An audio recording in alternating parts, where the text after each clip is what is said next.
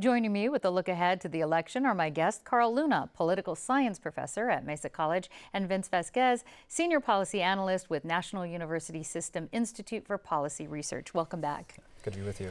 Now, Carl, the 52nd congressional race, this is one of 5 in the nation that's considered a major race to really watch closely. Incumbent Democrat Scott Peters defending a seat against challenger Republican Carl DeMaio. What makes this an important race? The money that's going into it. I mean, bottom line, whoever comes out victorious will not change the balance of power in the House.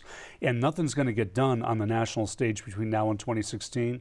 You spend $10 million in this district because you can. There'll be, since Citizens United, there's a lot of money flowing around out there, and you spend it to see what works, how you can spend it, and channel the money into the race. If you're going to spend $10 million this year, in 2016 they'll spend $15 million, and nationally you're going to spend $10 billion to $15 billion on the campaign. So this is a tryout for the big leagues. Do you still anticipate that this 52nd district race will be close? And if so, when might we know who the winner would be? Well, it's going to be a close race. All the polls show that, and you've got all these different dynamics: incumbent versus Republican in a strong Republican year, allegations circling around the candidates and all. But bottom line, get yourself a good night's sleep on Tuesday night. If you find out at 6 o'clock or 8 o'clock in the morning who's in that seat, it's not going to be changing the life of the planet.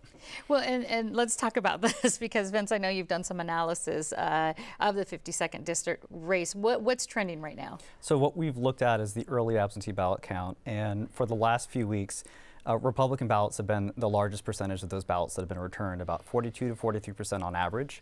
And the voters have generally been older. About 68 to 72% have been 55 years or older. So we know for a fact that this actually benefits Carl DeMaio.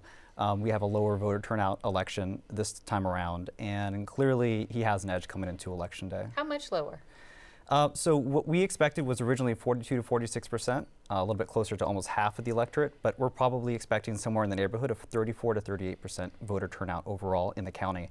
And that's actually a 30-year low here in San Diego County. And so who benefits from that more? As you were saying, would the Republicans then tend to benefit more from that? Here in San Diego, it's Republicans on the ballot who are benefiting.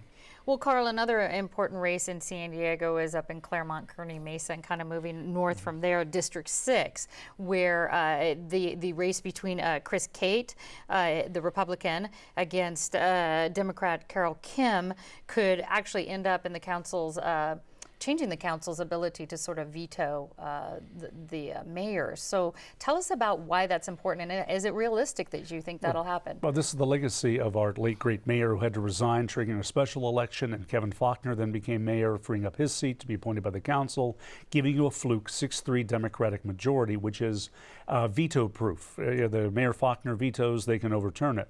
This race goes to Mr. Cates. It goes back to a 5-4 Democratic majority, but Kevin Faulkner's veto still matters, and it makes the mayor more relevant going into the 2016 election. Any thoughts on where that's leading? Well, one would have thought coming out of June that Mr. Cates had like 47-48% of the vote. His yardage to touchdown was much smaller that he had to accomplish than Carol Kim, but it would seem that she's been closing the gap. This could be an exciting race. And Vince, you've actually called this election, aside from the San Diego city politics, of this sort of the election of mayors. I understand that from Chula Vista to Escondido, these are kind of some contentious races. Do you think that because of these mayoral elections in these cities that it'll increase voter turnout? It will, certainly. And anytime studies have shown where you have a competitive election and voters are aware of a competitive election, they're more likely to cast a ballot. So I think that's what we have here in the case, especially with National City. In Escondido, you have a larger Latino electorate that's growing, a Democratic electorate that's growing, that's making that race more competitive. And I was going to ask you, any ideas as far as how that's trending with Olga Diaz versus Sam Abed? So I think Sam has really clearly an advantage here. In a low voter turnout election, Republicans are going to be coming out in full force in Escondido, as they are throughout the county. But I think long term, you're going to see a shift to more Democratic candidates candidates getting elected and more Latino candidates getting elected. Do you agree with that, Carl? San Diego as a county is purpling, and in the city of San Diego, it's turning pretty blue.